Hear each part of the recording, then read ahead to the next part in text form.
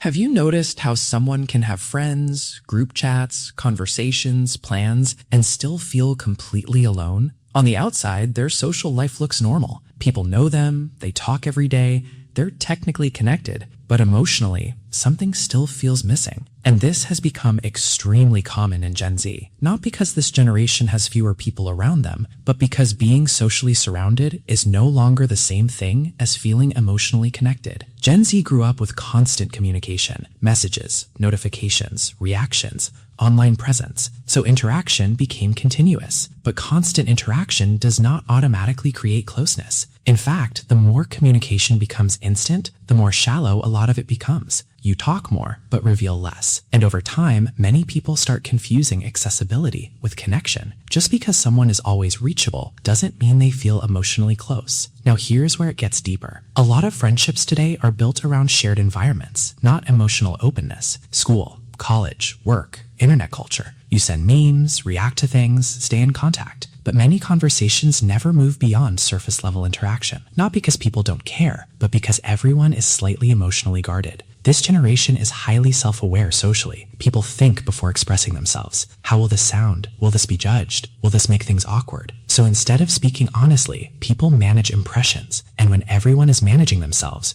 real emotional connection becomes difficult. Then another layer appears. Gen Z constantly sees other people's friendships, relationships, and social moments online. So even when someone has friends, their brain keeps comparing their emotional reality to what they see around them. And comparison quietly creates emotional distance, because the mind stops focusing on what exists and starts focusing on what feels missing. That's why someone can talk to people every day and still feel like nobody truly understands them, because emotional connection is not built through frequency alone. It's built through vulnerability, emotional safety, honesty, and many people rarely experience that deeply anymore.